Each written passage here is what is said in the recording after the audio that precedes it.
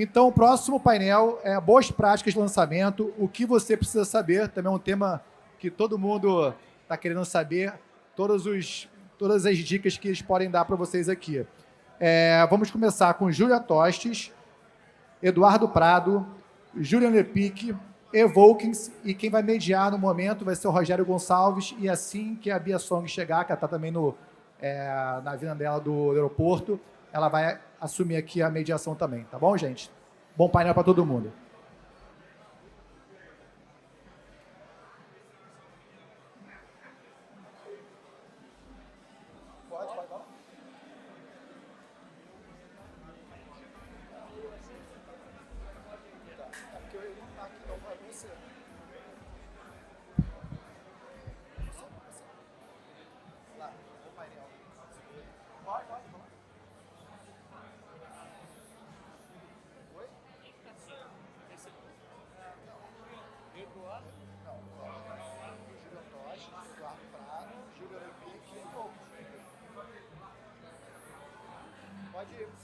Pode cortar o som.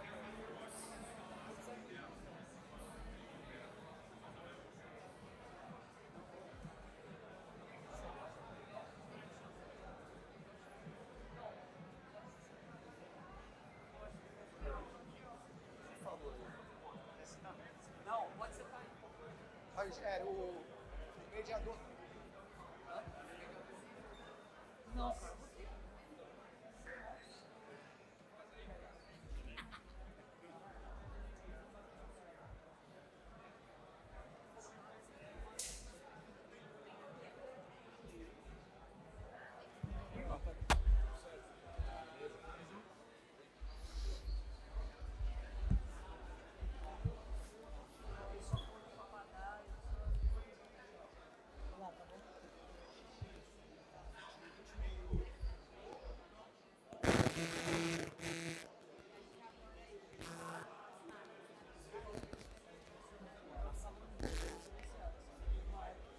Bom, vamos lá?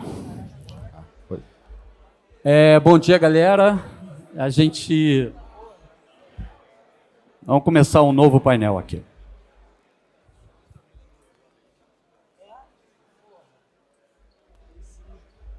Bom, eu vou pedir para a galera rapidinho fazer a apresentação. Júlia, eu vou começar com você. Uma apresentação rápida, nome, o que você faz rapidinho, só para a gente se posicionar aqui. Bom, beleza. Sou Julian Lepic, eu trabalho já nesse mercado já tem muitos anos.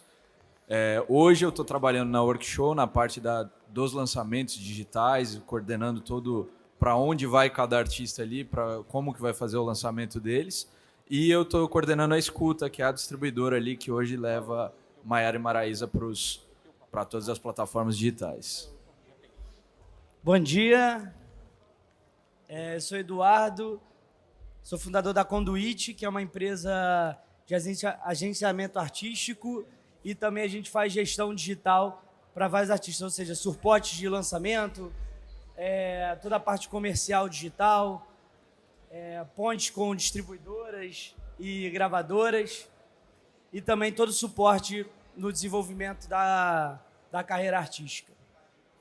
Bom dia, sou Júlia Toste, já estou aí no mercado há um tempinho, passei por algumas gravadoras, sempre na área de marketing, focada no desenvolvimento artístico, e hoje eu sou gerente de marketing na Believe, que é uma distribuidora que opera no modelo híbrido aí, entre distribuidora e gravadora. A gente tem uma área que chama Serviço para Artista, em que a gente faz toda a parte de planejamento, plano de marketing, investimento, inclusive, assim como as gravadoras fazem.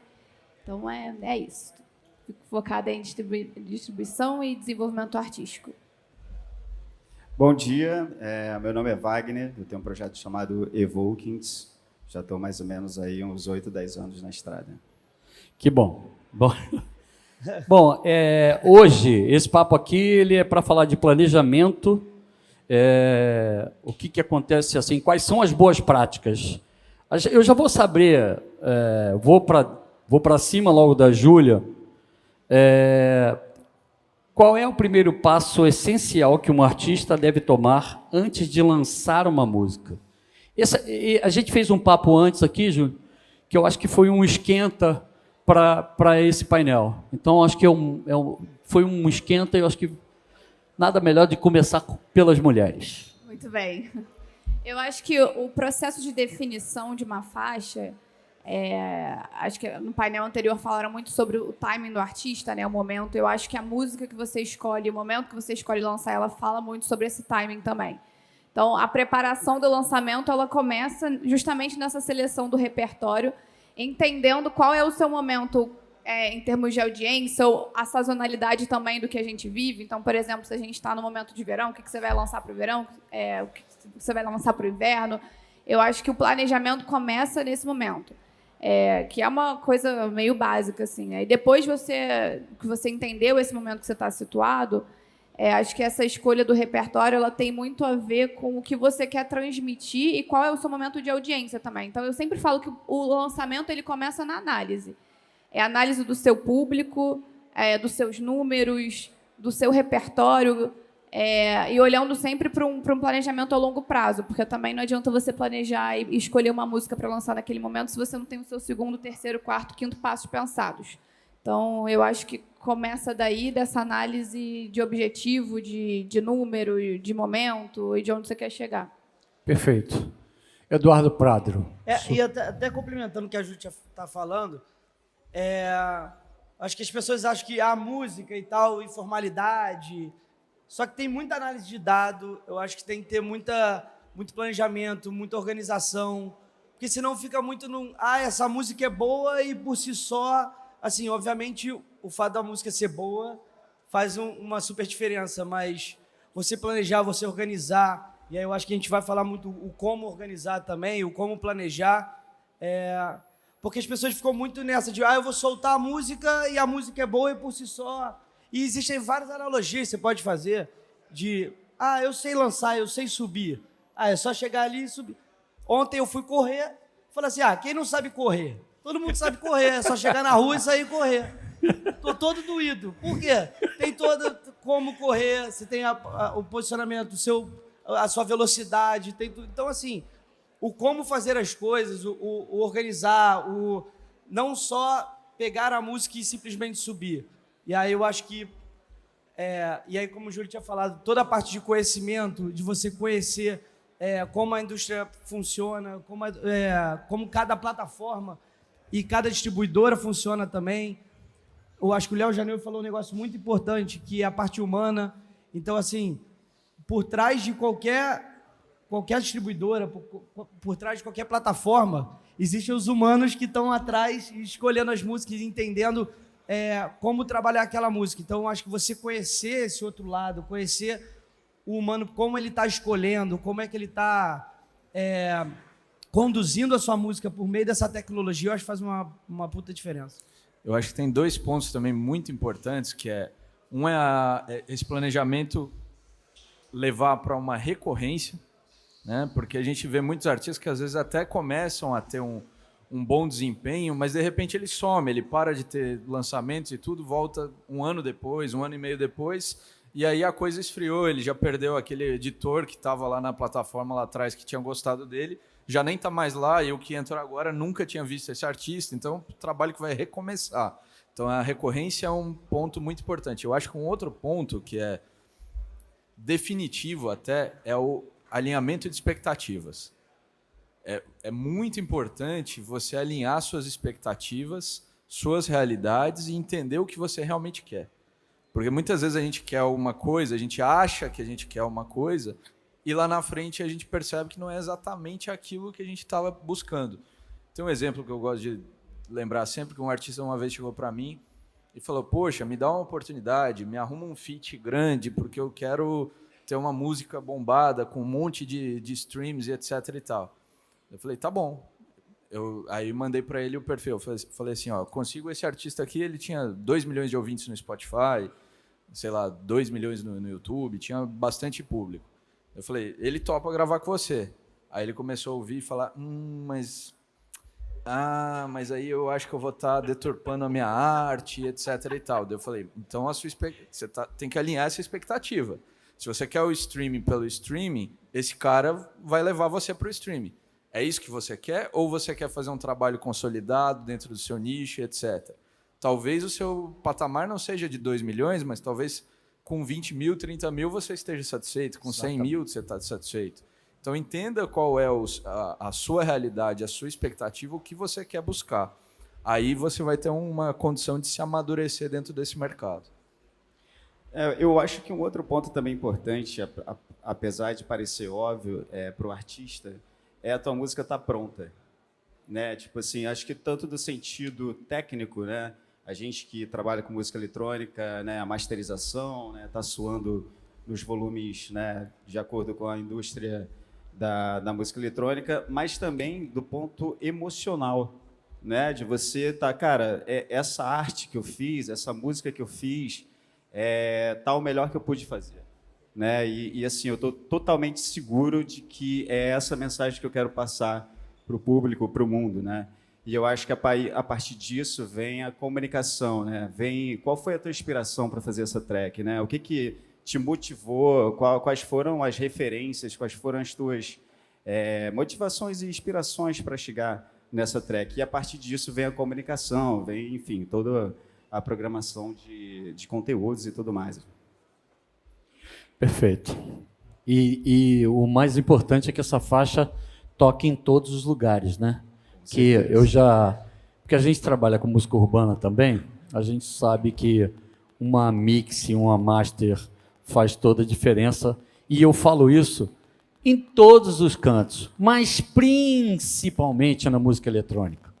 Eu acho que eu tenho que citar isso. Júlia, qual é o outro ponto que você acha que nessa relação com o artista ele vai subir, vai crescer a possibilidade para que essa faixa chegue na prateleira que ele deseja?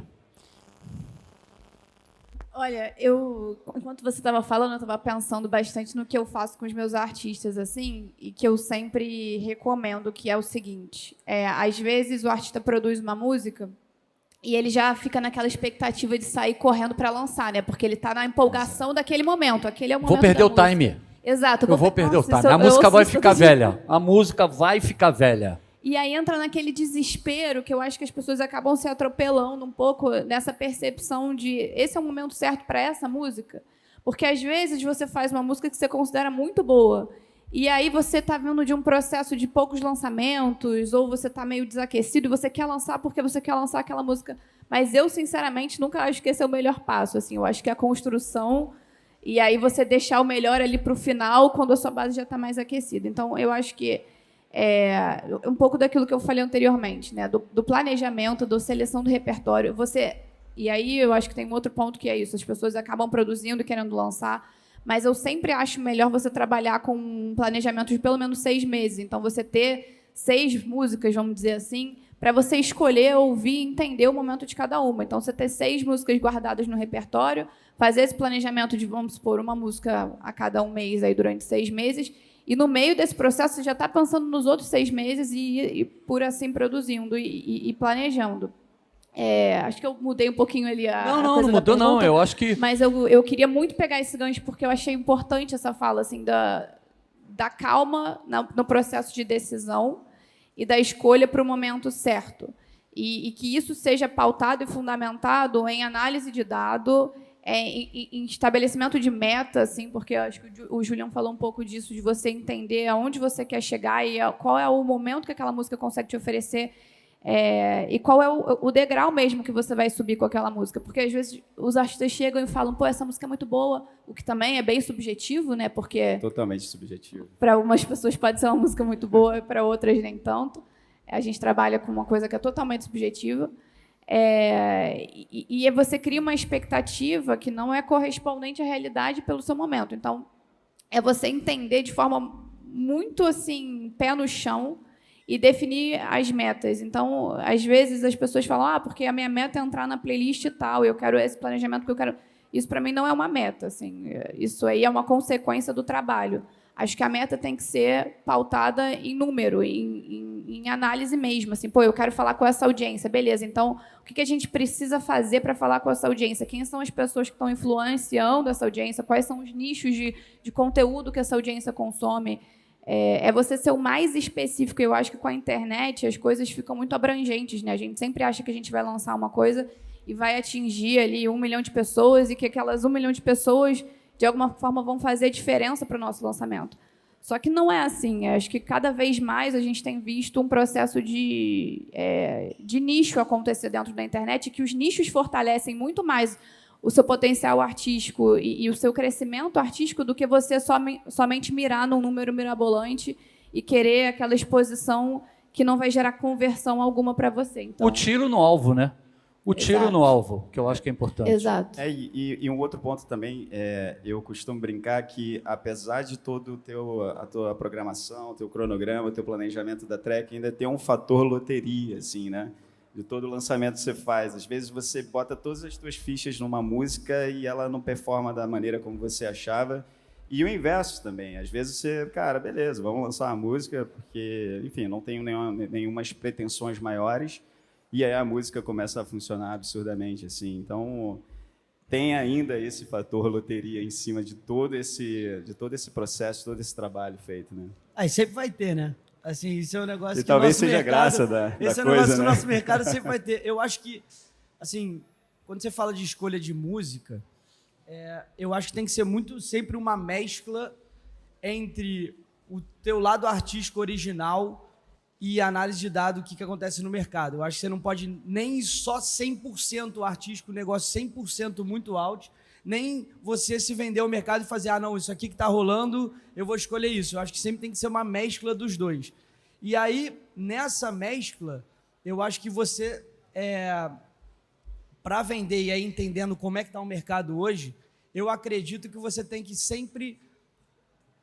eu falo com esse público, a minha música diz isso, mas eu sempre gosto de tentar explicar para o público, para a distribuidora ou para o que for, como é que aquela música pode ser utilizada. Então, em que momento do meu dia que eu posso utilizar aquela música, em que sentimento que eu vou estar que aquela música representa. E aí, quando o Wagner fala das emoções que aquela música passa, ninguém melhor que o artista para explicar que tipo de emoção que aquela música passa. Então, essa música me faz superar das minhas dificuldades. Então, eu vou passar para o meu público, e eu vou passar até para a distribuidora para tentar passar isso para as plataformas e tudo mais, em que playlists, ou aqui, playlists de moods, ou em que momentos que aquilo pode ser utilizado, em que momento que eu faço um vídeo no meu TikTok e eu utilizo aquela música. Então, eu gosto muito de pensar nos momentos do meu dia ou nos momentos das fases da minha vida que eu utilizo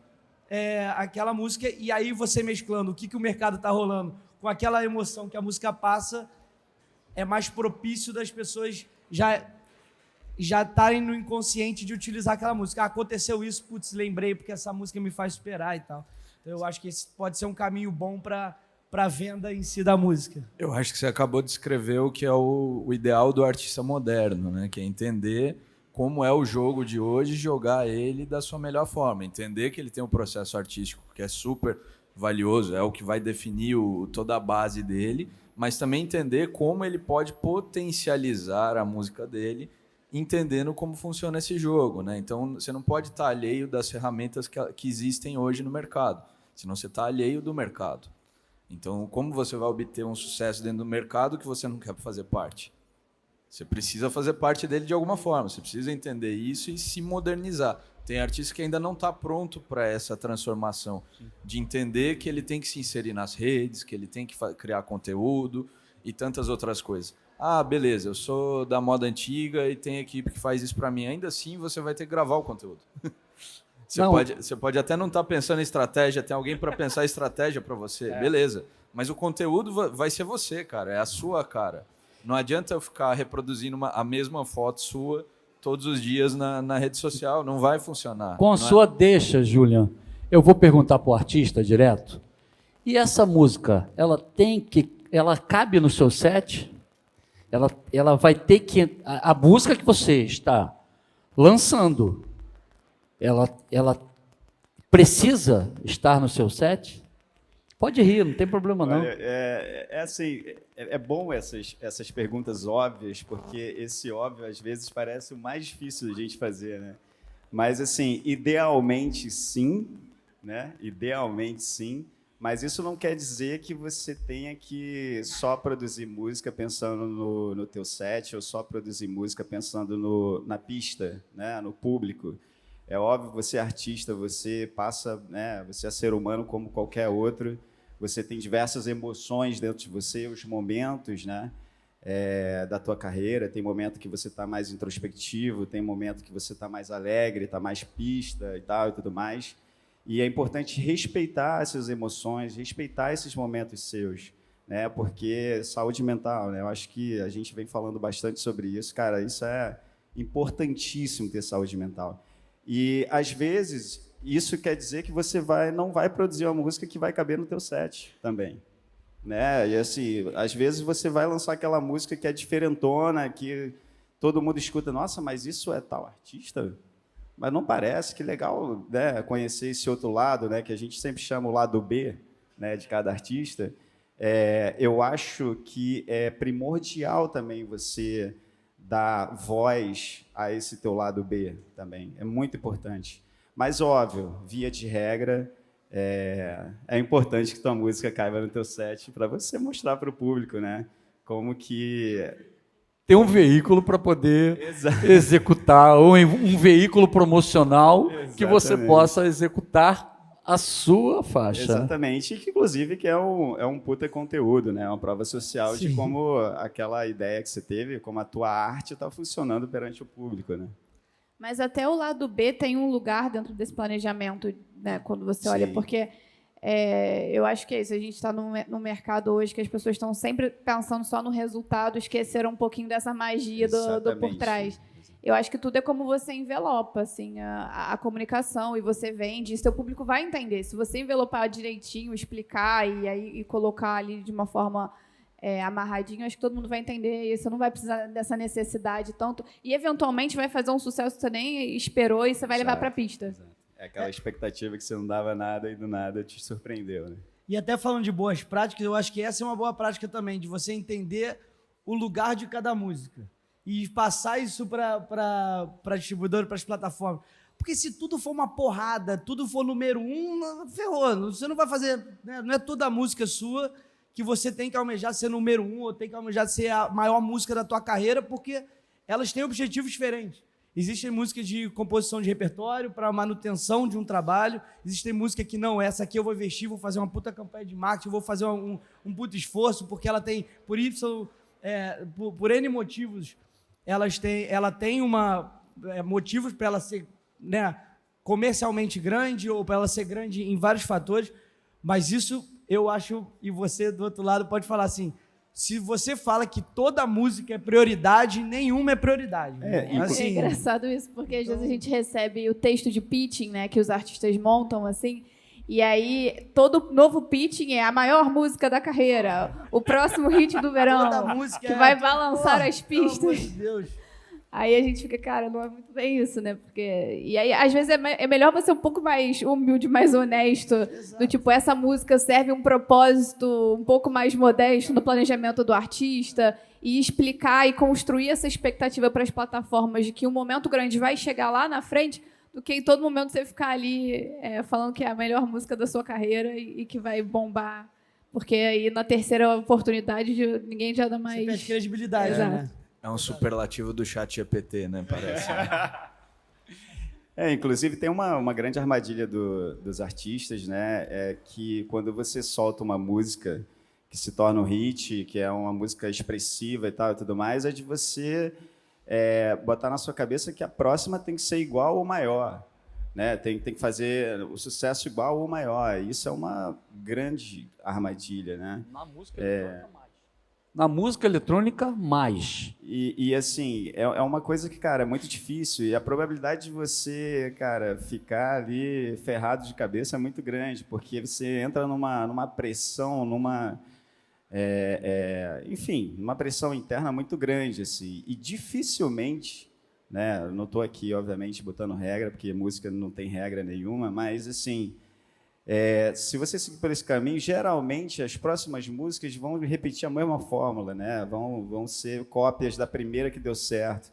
Então, cara, assim, por mais clichê e difícil que seja falar isso, mas seja verdadeiro com você mesmo, cara. Essa é a grande parada, seja honesto com você mesmo. Se você está sentindo, né, o que você estiver sentindo internamente, siga teu coração. E aí, depois disso, né, se estuda, se planeja, faz o cronograma, encaixa ali, encaixa aqui. Eu acho que essa maneira talvez seja bem mais saudável, assim, a longo prazo. Vou fazer uma outra pergunta, que eu jogo uma banana quente para todo mundo. Qual a importância da capa e identidade visual no sucesso de um lançamento nas plataformas? Primeiro as mulheres. É uma boa pergunta essa.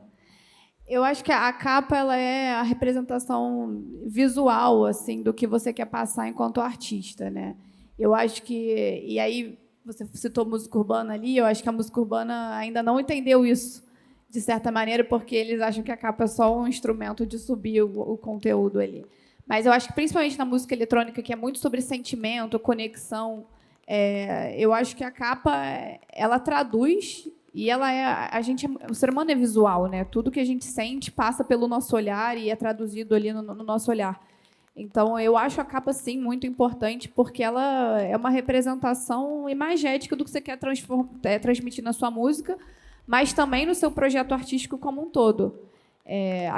Eu sempre me preocupo muito com capa de artista, porque eu acho que é essencial assim, para materializar aquele planejamento que a gente construiu, que é, às vezes, muito sentimental, né? Muito emocional, e ali é uma materialização daquele sentimento.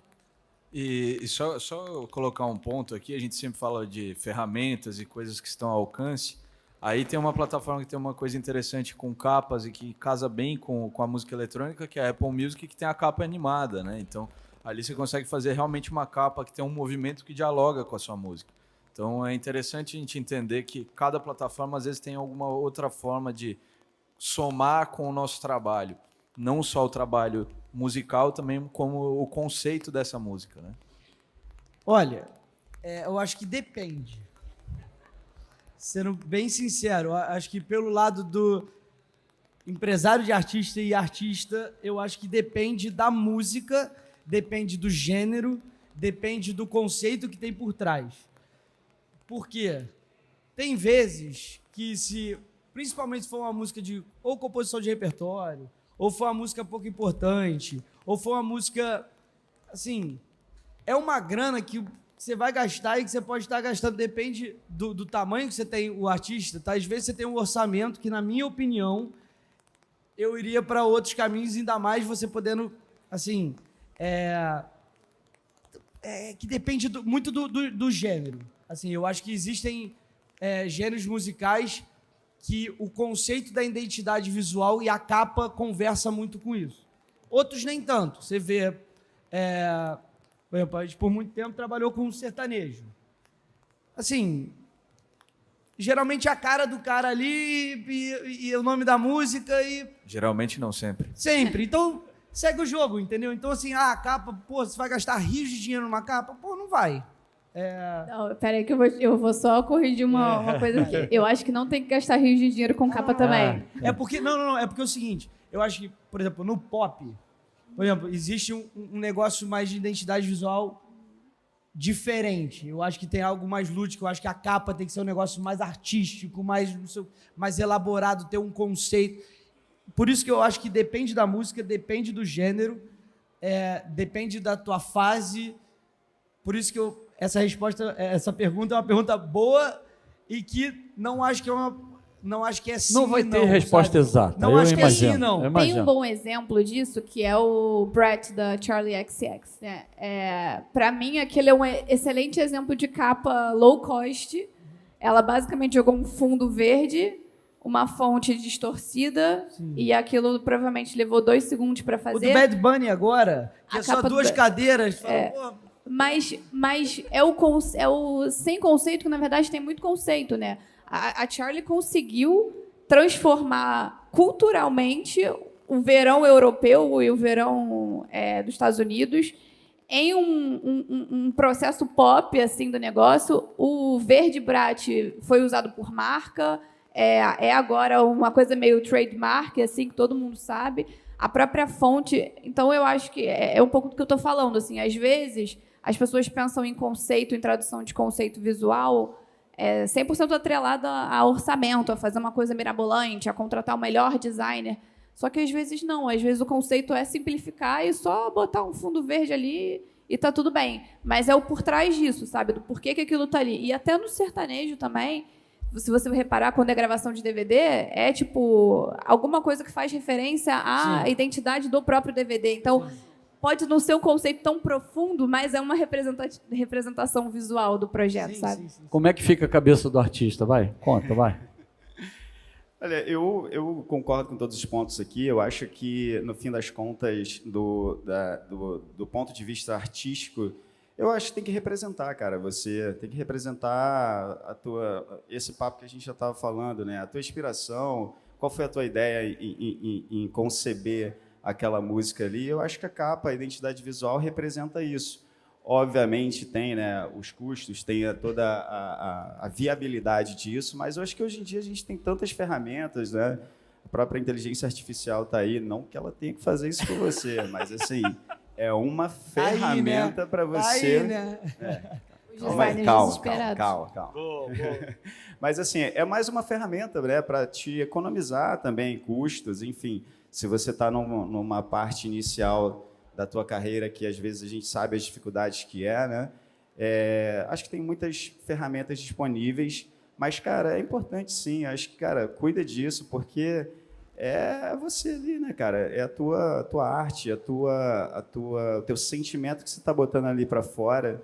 Então, acho que é importante ele estar representado visualmente também. Eu sou um produtor musical que eu sou muito visual, por exemplo. Então, assim, eu estou produzindo alguma coisa, eu estou já imaginando qual que é, né, a vibe, qual que é a inspiração que está me trazendo aquilo ali.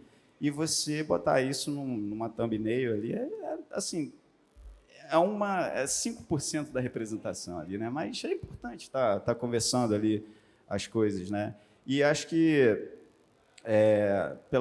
por exemplo, no Spotify, depois que você olha a tua discografia toda ali, fica o teu mood board, né? Como se fosse um diário seu ali, né? Das capas do teu lançamento ali. Você fala, caramba, essa época eu estava mais assim, aquela época eu estava mais assado. E é interessante esse exercício também, né? Muito bom. Bom, a gente está indo para a parte final, porque eu sei que esse assunto vai render bastante. Deixei para o final, porque eu acho que pode casar com as perguntas da galera. Existe uma ordem ideal de ações? Uma receita de bolo? Pode ser assim?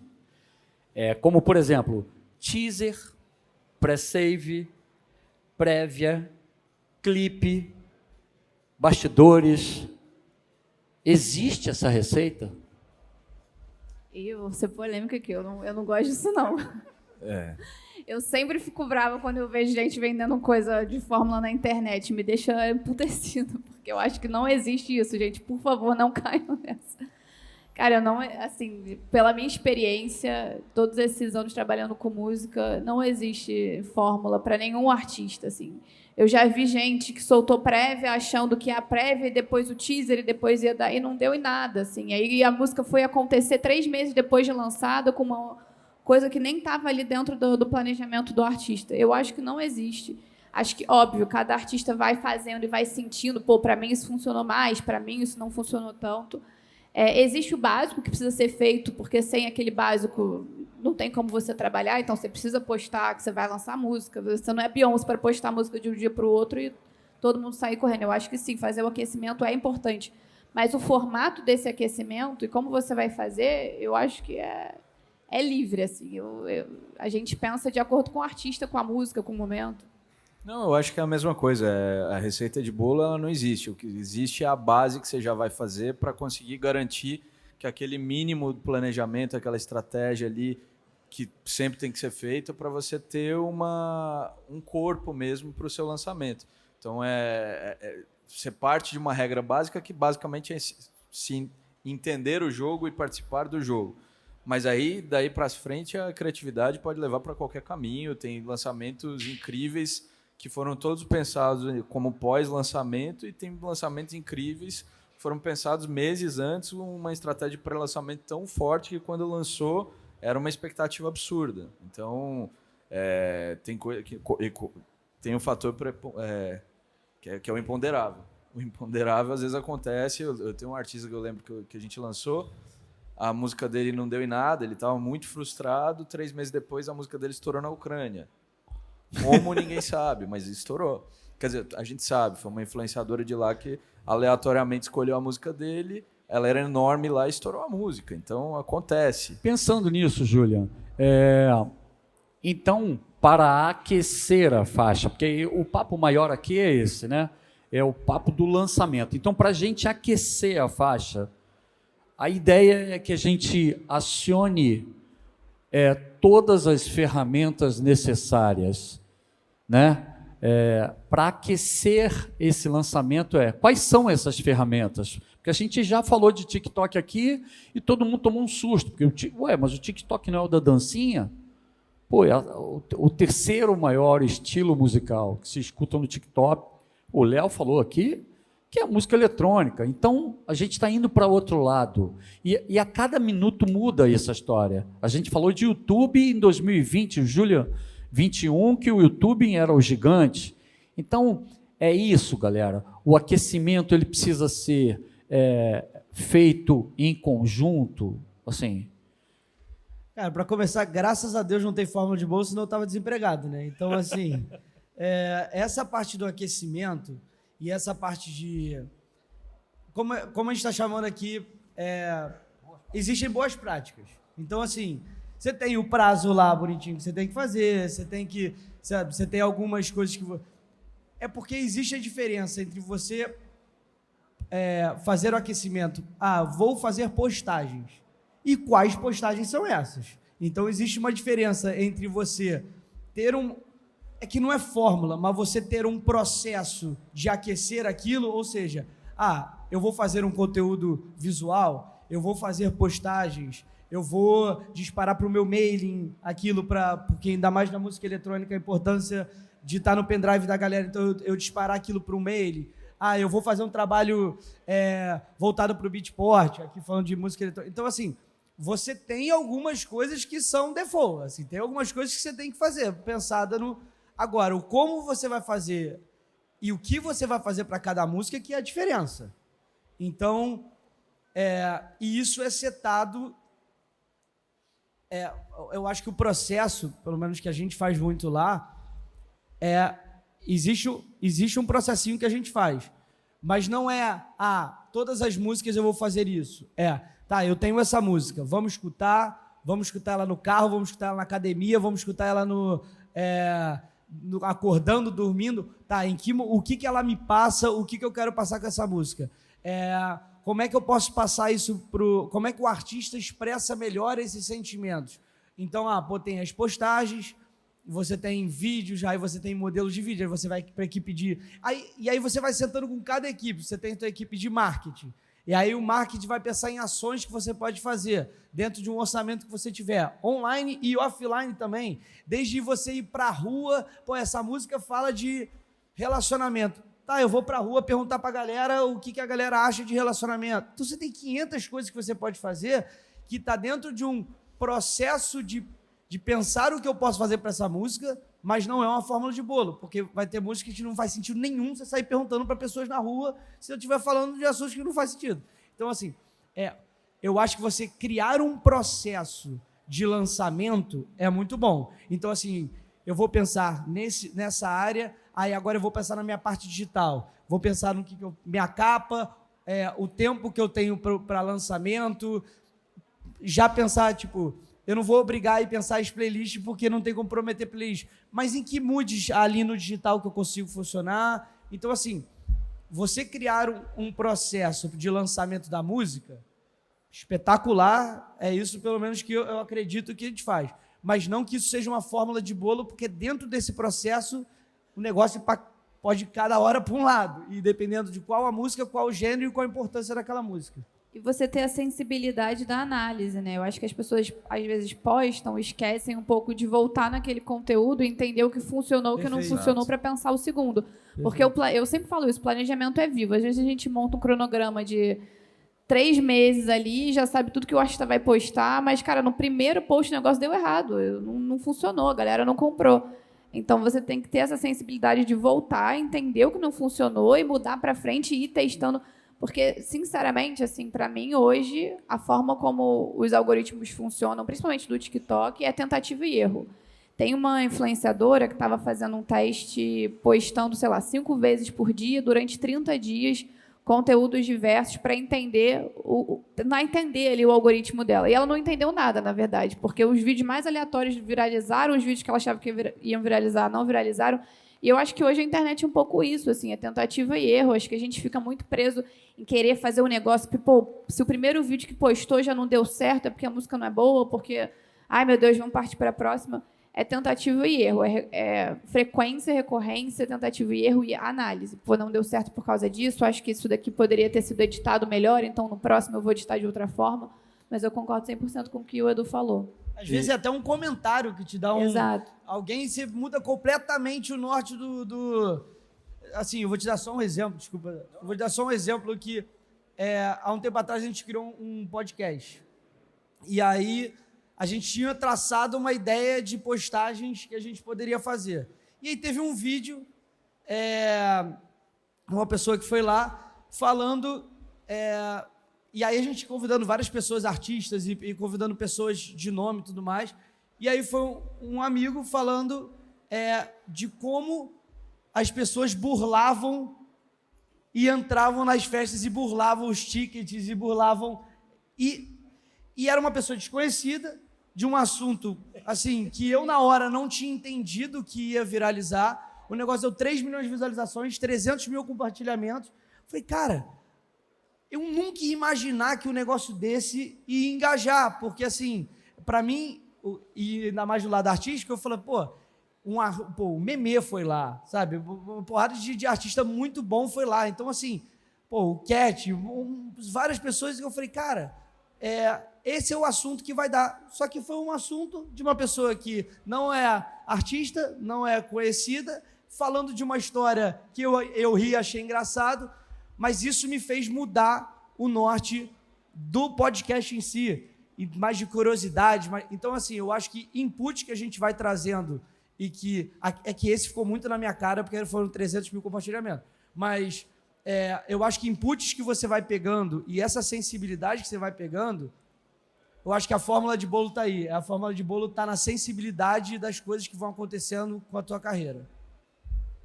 Não, isso, só para complementar uma coisa aqui, e até mesmo ferramentas que muitas vezes você pode pensar que estão obsoletas, elas podem ser úteis em algum lançamento específico. A ferramenta de pré-save, por exemplo, ela é ótima para fazer análise de quem é o seu público ali, quais são as plataformas que estão sendo salvas. Você pode colocar, eventualmente, uma playlist sua ali que você quer promover dentro dela para ser salva junto. Você vai aumentar a sua base de fãs. Coisas que são, às vezes, despercebidas. Você pode colocar um recado de vídeo, você pode criar uma gamificação lá dentro. Dá para fazer coisas que saiam essa ferramenta daquele ostracismo ali, daquela...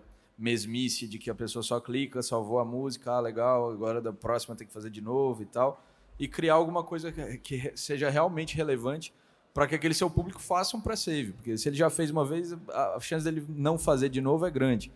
Hoje até as ferramentas feature e assim vai, elas até já criam o pré-save contínuo, né? Que você salvou uma vez, todos os próximos lançamentos vão sendo salvos daquele artista. Mas daí dá para incrementar. E o que você pensa? É o famoso link do pré-save, né? Vamos divulgar o link, vamos divulgar o link. Geralmente é o tipo de conteúdo que você passa na hora ali, cara. É bem outro pré-save. Meu Deus. E aí vai no superfã, né? É a história do superfã sempre, porque a gente tem que falar nisso o tempo inteiro. E aí, também, se o cara não divulgar, não vai adiantar nada. Não, com certeza. Assim, o que eu estou trazendo, né, é mais no sentido de pensar em maneiras criativas de falar sobre a mesma coisa, né? A gente vê tantas pessoas, às vezes, criando promoções, às vezes criando ativações, tudo para levar ao mesmo caminho, que é o pré-save. Isso, de fato, ajuda muito o artista, né? Que você já salva, você já segue, você já está antenado nos próximos releases e tudo mais. E, cara, é um clique, né? É um cliquezinho, assim. Só que, obviamente, hoje na internet é muito difícil você captar a atenção de uma pessoa. Primeiro, para a pessoa ver o teu vídeo, e segundo, para a pessoa ter a iniciativa de clicar lá e fazer o pré-save direto. Realmente são os superfãs, né? Mas, cara, eu acho primordial, um ponto só que eu adicionaria, que eu acho que até o Dudu comentou, que é muito importante, é o promo list, né? Às vezes vale você fazer um investimento na música eletrônica de uma boa promo list, que, cara, vai que chega, né, nas mãos aí de um big name, né, um super DJ que você fez aquela música, às vezes até pensando na referência do trabalho do cara, e o cara começa a tocar a tua música, né? Então, assim, eu acho que pode ser um puta conteúdo de pré-aquecimento, né, de aquecimento da track antes do lançamento. Enfim. Show de bola. Bom, perguntas? Vamos lá.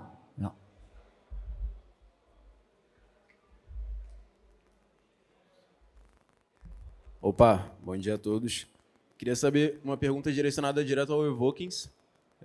Qual a prática específica, ou de forma um pouco mais ampla, mudou o jogo para vocês nos últimos lançamentos? Cara, boa pergunta. Eu acho que, assim, nenhuma prática específica.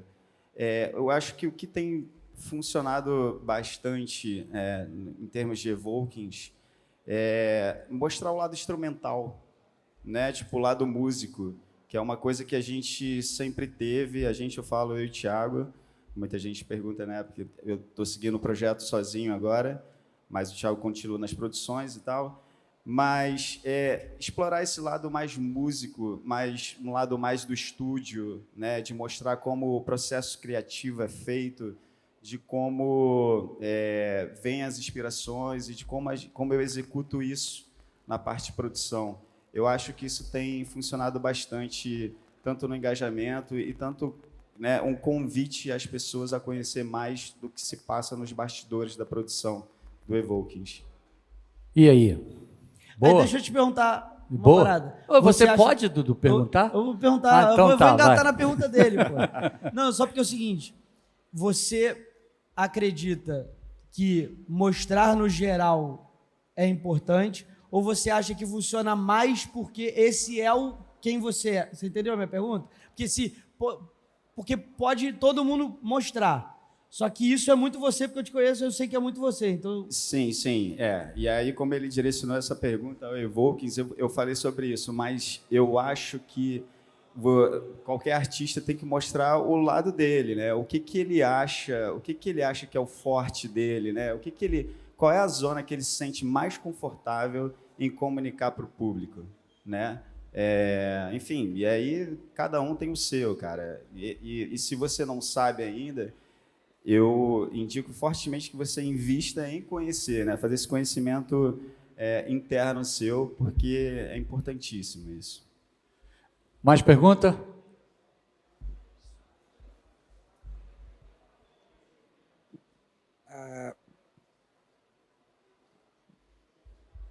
Alô? Tá ligado.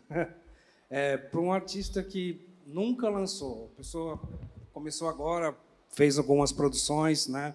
Algumas pessoas falam, não, a música é legal, tal. A pessoa quer lançar a música.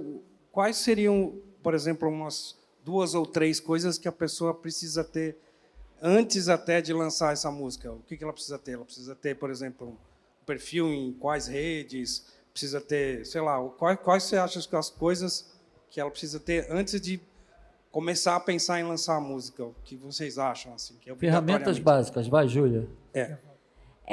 Acho que primeiro o social media, né? Ela precisa ter uma presença digital. Então, se uma pessoa que está nascendo do zero, ela precisa criar os perfis dela em TikTok, Instagram, coisas básicas de promoção. Em termos de plataforma digital, o perfil é criado quando você lança. Você não consegue criar, por exemplo, um perfil no Spotify sem ter lançado nada.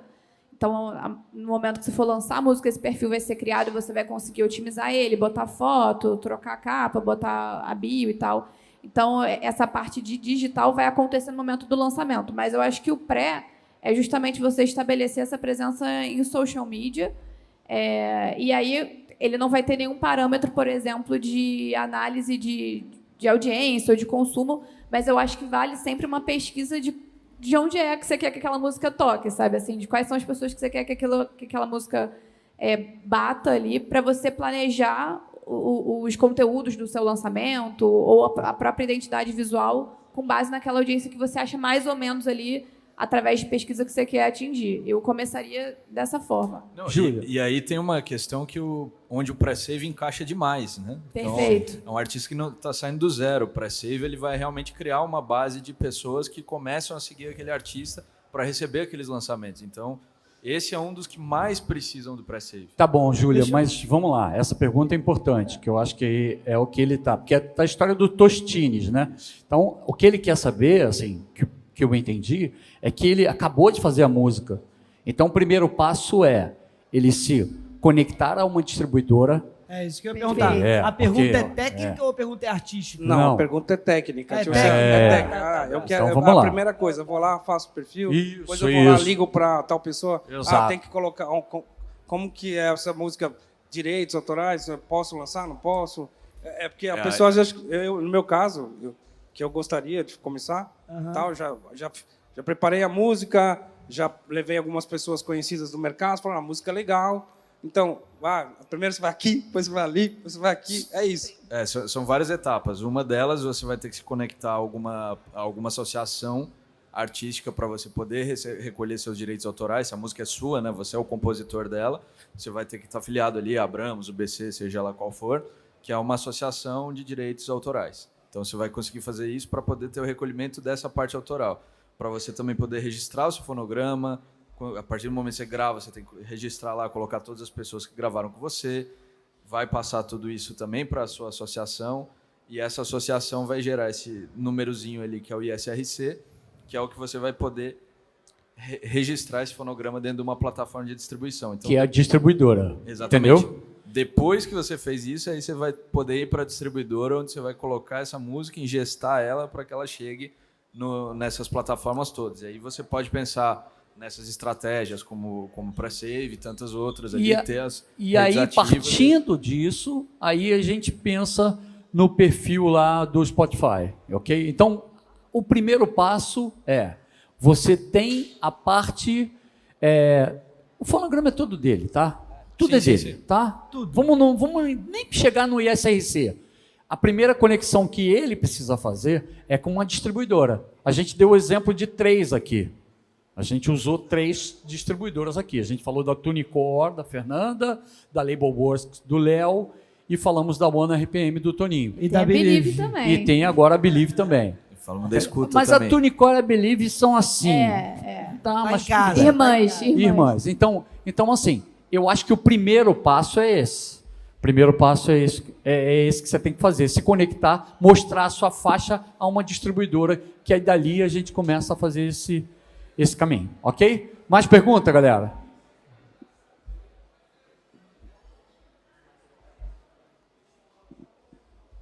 Vamos. Eu queria saber em relação à cronologia, principalmente partindo do Julian, que trabalha com uma outra área, que é o sertanejo. Na música eletrônica eu entendo mais ou menos. Quanto tempo vocês apostam numa música? Essa música, 3 meses de trabalho para... No sertanejo, especificamente, é um mercado que você vai pensar a música por mais tempo, porque ela tem várias nuances ali. Ela vai ter esse pré ali, que vai ter o esquenta. Depois que você lança a música, você vai trabalhar ela por pelo menos 30 dias, basicamente no digital. Aí provavelmente você vai fazer a virada de faixa na rádio, né? Isso pensando que a música já teve uma performance legal, que vale a pena fazer o investimento em rádio. Então você vai passar por esse investimento de rádio aí, que vai durar pelo menos 3 meses ali, com um forte investimento, depois vai fazendo uma manutenção. Então é quase que um planejamento aí para 4 a 7 meses batendo naquela música. Isso não quer dizer que não vai ter outros lançamentos no período, tá? Mas é que aquela música é o foco durante esse período. Provavelmente vai ter vários lançamentos nesse período, seja como colaboração ou seja do próprio projeto, mas aquela faixa vai continuar sendo trabalhada. Você falou em todos rádio? os níveis. O pessoal conhece rádio? Não? Importante demais, gente. Muito importante. E a gente frisa isso muito bem. Quem mais? Ela. Mas só Depois queria eu tenho... complementar um segundo. Tá. Cara, isso que ele falou, óbvio, mas depende, aí volta para depende de que música você está falando. Se é uma música que você está postando muito e aí que você está botando na rádio e tudo mais, de que você tem que render porque você botou uma grana e você está investindo, então aquilo tem que ganhar fôlego.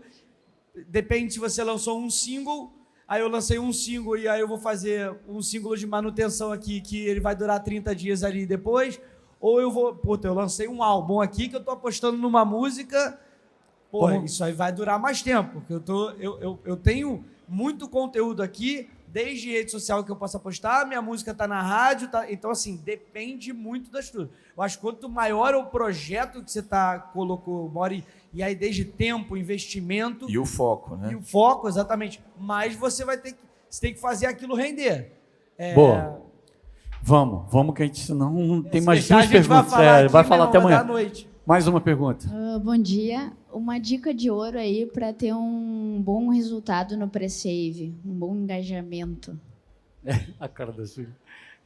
Sei que não existe uma dica. Não, eu acho que é um pouco do que você falou antes, assim, é o conteúdo que você vai usar para divulgar, assim, porque o pre-save é uma coisa que todo mundo divulga todos os dias e você recebe 1 milhão de conteúdos desse jeito, né? Eu acho que é sobre uma coisa meio clickbait, assim, sabe? O que você vai fazer ali no conteúdo que vai despertar o interesse da pessoa de ir lá clicar e salvar. Porque o pre-save pelo pre-save, eu acho que já está meio batido, assim. Então é mais uma forma criativa de você conseguir divulgar, que gera resultado e gera conversão. Obrigada. Vamos lá. Para fechar a pergunta lá. A minha pergunta ela é muito simples, porque o que acontece? Falamos muito aqui sobre o processo criativo do aquecimento do público, mas quais são as 3 ferramentas que não podem faltar no lançamento, seja de alguém novo, ou alguém que já está há 200 anos no mercado? Quais são essas 3 ferramentas assim que são basicamente imprescindíveis no lançamento? O que você... eu acho que ferramentas devem deve ser redes. São redes sociais, eu é não isso? entendi a pergunta só. E redes sociais, as 3 ferramentas mais importantes, é isso. Não podem faltar. As 3 principais. Eu poderia dizer uma que é a comunicação efetiva, né? Assim, você comunicar bem o teu lançamento, né? Enfim, desse papo que a gente teve da inspiração e tal, e passar isso de uma forma que seja você comunicando, né? Você falando isso com o seu público, eu acho que é uma das vias, talvez. Mas você queria saber, tipo, Instagram, TikTok? Eu acho que é mais ferramenta assim. Eu acho que Instagram e TikTok não pode não ter. E aí uma terceira ferramenta, acho que depende do artista e do segmento, porque o YouTube, por mais que ele já tenha perdido um pouco de relevância assim, global, eu acho que para alguns segmentos, alguns artistas ainda é relevante para você ter ali no aquecimento. Ou SoundCloud, Beatport, o que você achar que faça mais sentido ali para você. Como ele falou pro eletrônico, tem o Promolist aí, que é super importante.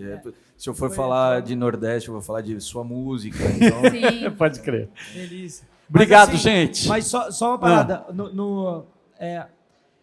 Eu acho que tem que focar as ferramentas, TikTok, Instagram, acho que todo mundo já sabe. Eu acho que o que fica claro aqui desse papo é que é muito como você vai usar essas ferramentas e tentar ser o mais original possível nessas ferramentas do que você achar que vai vir uma ferramenta AI que vai falar, putz, eu só vou usar isso e agora eu sou a estrela. Então, assim, eu acho que é muito mais você pensar como ser original nas ferramentas que todo mundo já conhece, que é Instagram, TikTok, principalmente para eletrônico, o Promolist, né, o mailing que você vai disparar para a galera, muito foda, do que realmente você tentar achar uma nova, na minha opinião, achar uma nova ferramenta. Obrigado, pessoal.